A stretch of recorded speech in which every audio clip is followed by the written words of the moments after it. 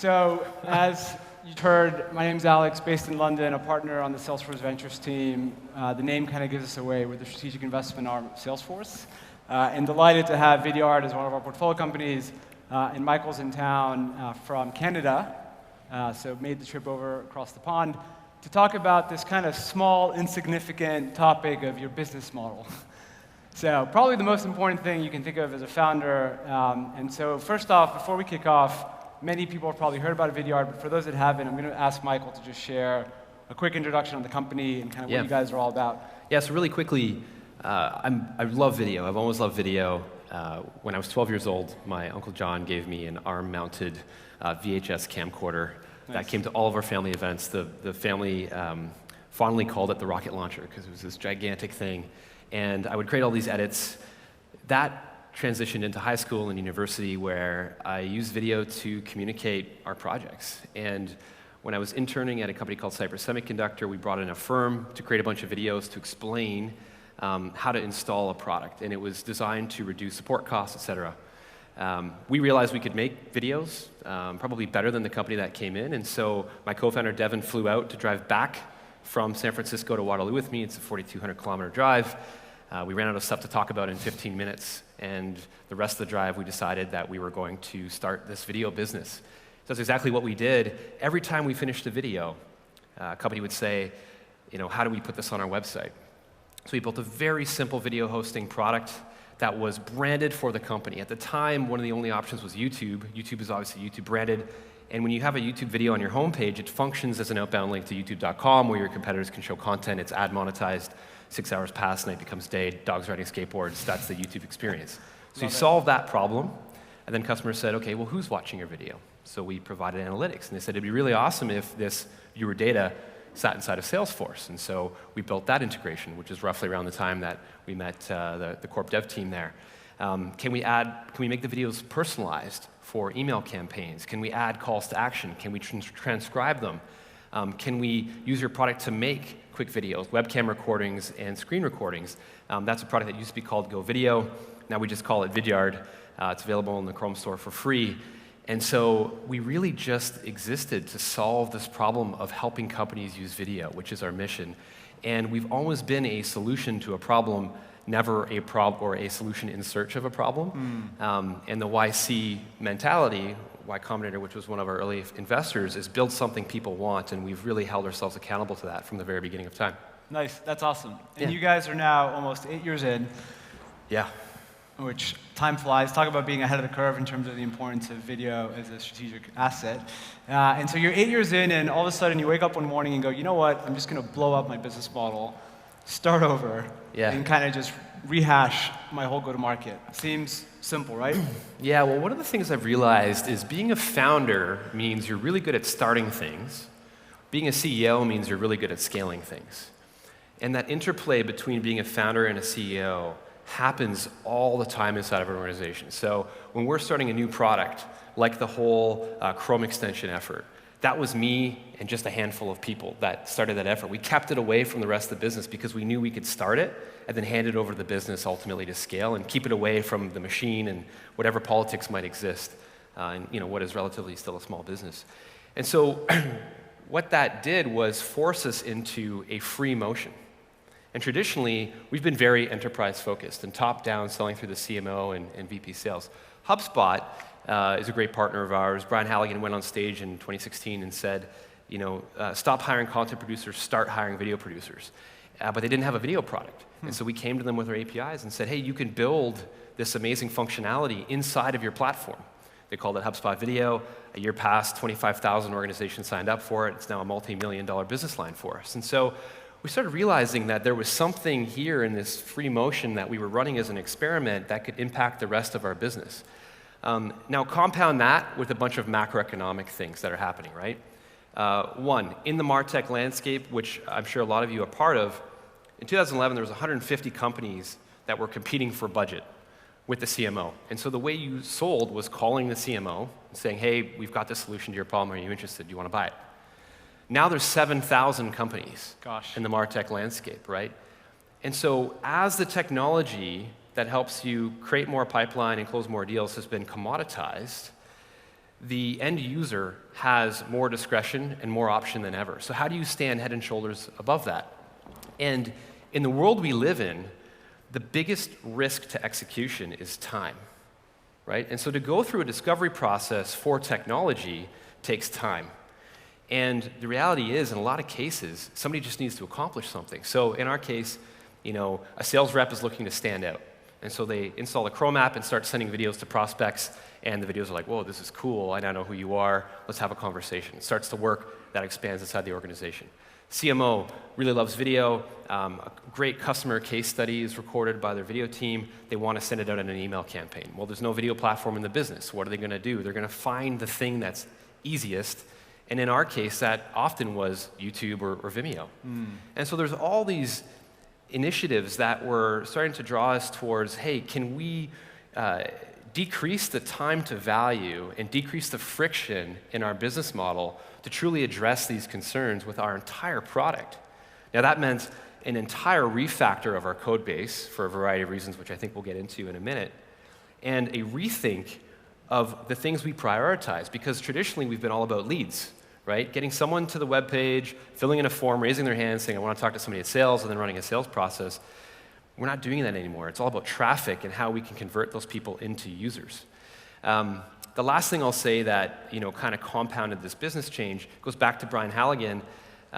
He, a year ago, made this comparison between sales models and sales processes and looked at Salesforce and Atlassian, right? Salesforce is a very enterprise-focused sales process with people involved, request a demo, et cetera, et cetera. Atlassian is use the product, get value out of it, and then buy it on a per-seat basis inside of an organization. Both those companies are doing million-dollar-plus deals. I mean, Salesforce is doing gigantic $100 million-plus deals, right? So why is that happening? And I think it goes back to all these other factors of execution risk being related to time, and when there's so many companies in the landscape, people just want to use something fast that solves their problem. And Brian kind of indicated this to me in a room of 30 people. It was all VPs of sales and CMOs, and he said, how many of you have made a software purchasing decision in the last year? And nobody's hand went up. And he said, how about the previous 5 years? And everybody's hand went up. And the difference we all realized in that room was that our team was bringing us technologies that they were already using in the workplace and getting value from, and asking for us to approve the budget to purchase. Right. Not saying, hey, I want to buy this thing because it's going to drive impact for us, and I'm going to run a sales process and a bake-off. They were already in the technology. So many signals, I mean, I just went through a lot of stuff, indicated that it was time for us to change our business model, and we weren't too far along to do that. I love that. 2 points to call out on that, which I find super interesting. One is Vidyard, not a new company, been around for a while, but still had this kind of learning mindset of actually looking ahead of the curve and trying to figure out exactly what the right, not being embedded basically what had been decided in the past. And then secondly, a super interesting point around the kind of commoditization and what that means for product. Yeah. Because I guess by extension then, if you're giving your product away for free, then you better believe you've got the best product. Yep. In a commoditized market, the best product will win. And how did you guys think about, let's take a step back from a team perspective. Yeah. You kind of, all of a sudden, you walk in, you announce this big change. That's not an easy thing to digest. No. Who took that well, who took that least well on the team internally, and kind of what was the biggest surprise there? Well, I started off by communicating why this change was important, using all the data points that I communicated prior. And everybody, I think, when they hear that, they're like, yeah, that makes sense. But nobody, I think, realized what it meant for them and what was going to change in their world. I mean, again, I mentioned marketing, right? Marketing lives in this world of generating leads and generating pipeline. But in a free motion, marketing's role is to generate traffic that then converts into users, right? It's not just about the marketing qualified lead or the sales qualified lead. Now it's also about the product qualified lead. And so now there's accountability shared between marketing and product to get those users in the funnel and get them active so that we can potentially sell them some software downstream. And up until that point, marketing and product didn't really work together, right? Sales, conversely, is just kind of sitting back waiting for the leads to land on their lap because they want to talk to people that are using the product because that means they have an understanding of the brand and what we do. That person is likely getting value out of what we do, which makes it an even better conversation. Product is the big one, right? Traditionally, enterprise-focused company focuses on the reliability of the code base. They focus on features that are requested by enterprises, but they're not held accountable to the customer's success. And what they're held accountable to is code performance. And so we had to transition the culture of our engineering team from being microservice and kind of vertically oriented to being horizontally focused on the customer's needs. And so we transitioned the engineering team, the product team, to have a product leader, a designer, a manager, and then the team of developers for our free tier, our pro tier, our business tier, and our enterprise tier. And that change was absolutely massive. Some people didn't want to be held accountable to the customer success and didn't want to be held accountable to that free user, which become a pro user, become a business user, become an enterprise user. And so they left. And that was the first time we saw any formal attrition on the engineering team. Being in Waterloo, one of our advantages is having a very robust engineering team. So, this was not done lightly, but transitioning that experience and everything was about a year-long process that forced us to refactor our code base into this one integrated solution with the goal of being the fastest way to create a video using your webcam or screen capture, or get a video on your website or in your email campaign. And the bar was set by YouTube in that particular instance. And so it was a massive shift in culture. That's awesome, and I love the conviction, having the data, the facts to support it, and then standing by the hard decision, including, if some people didn't work out, it was tough, I'm sure, but the right thing for the company. Absolutely. By the way, I've just noticed a few questions come in, so if you do have questions on Slido.com, start to pop those in, and we'll get to those shortly. I want to talk a little bit about user growth. Yeah. Because that, kind of the whole mindset of what a good user base looks like, even how you quantify what you're tracking, must have fundamentally kind of shifted. So talk a little bit about kind of how that evolved. Yeah, for sure. So the very first thing we did is say, okay, we want to be honest with ourselves around what an activated user is. A lot of companies assume that someone who signs up is an activated user, and they start engineering processes around that sign up. But the person signed up and never did anything with the product. It's kind of the wrong game to play. And so we said, one area of focus is going to be getting people from sign up into what we call an MAU, a monthly active user, and we define an MAU as someone who has logged in, uploaded or created a video, and had at least one view of that content. So they're sharing that video externally. Getting people from that stage to an active user is the effort of the free team. Getting from the free user to a paid user, an activated free user to a paid user, is the process of the pro team.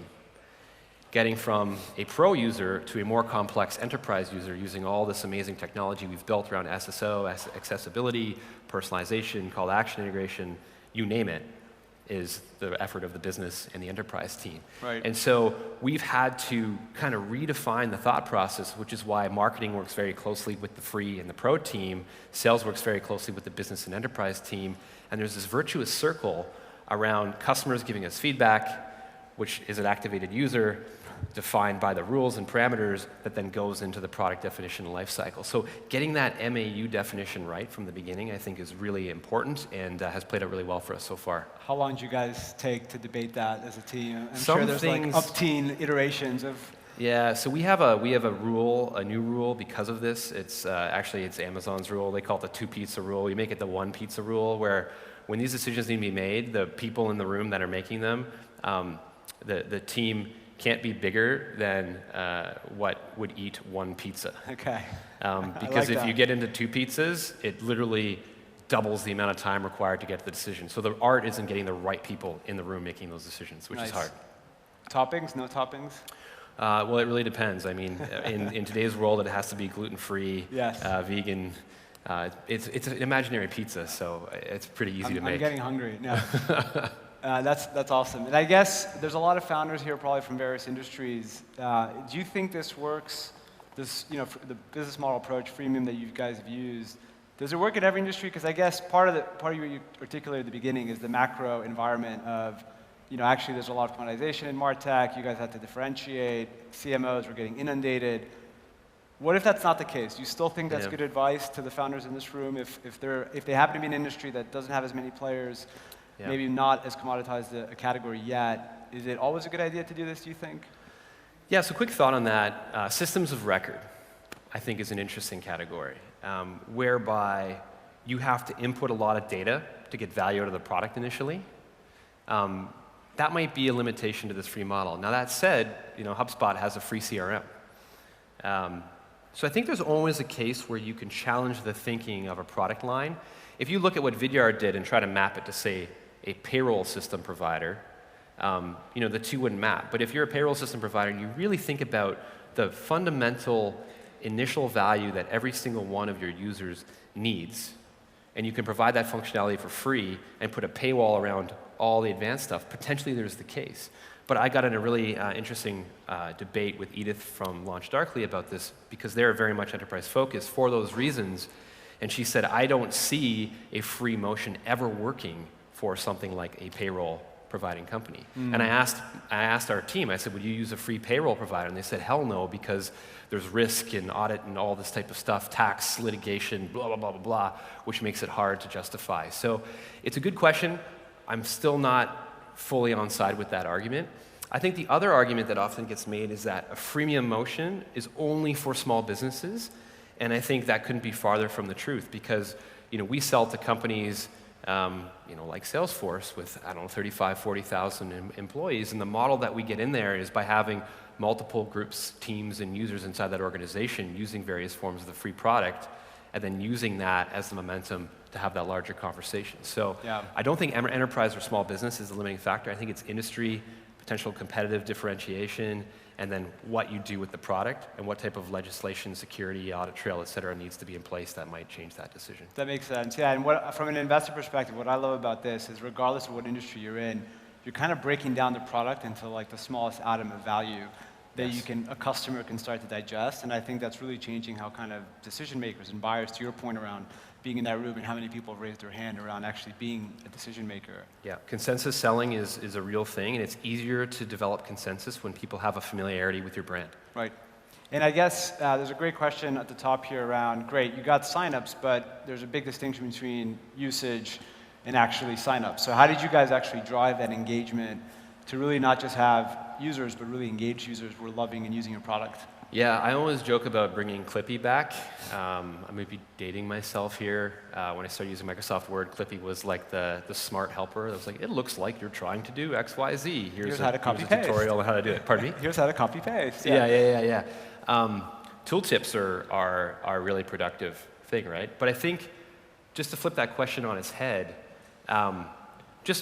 you need to have, your product needs to be inherently usable. So it's not about forcing people to use the product. It's about building the product that people want to use, right? And it's a subtle difference, but it's almost like inverted thinking, right? A lot of people are like, if we could do a freemium model, if we could generate 1 million leads, then we could be this awesome, $1 million ARR business in no time, right? That's thinking about the success, but the way you need to think about it is, what's going to fail in this process? Product usage is the #1 thing. So what do we actually need to build that people are going to use? And are we architected in a way to make the process of getting value out of it take as few clicks as possible and as little time as possible? And I think if you approach it from that perspective, it's not about driving product usage. It's about driving volume into the product because the usage and the value is inherently there, and that's the approach we took. Right, so don't let the business model just drive the product decision necessarily. You still need to provide value. Yeah, I mean, build something people want. Yeah, right? Love that. Funny story about that, build something people want. It's like we're obsessed with it. And when we were at YC, I would spend all day talking to customers. I'd do 100 outbound touches a day. We'd take the list, we'd compile it. We had one customer, her name was Donna, who really was getting value out of the product, and she would call the 1-800 number, and 1 would go to sales, 2 would go to support, 3 would go to general inquiries. All 3 of those went directly to my cell phone.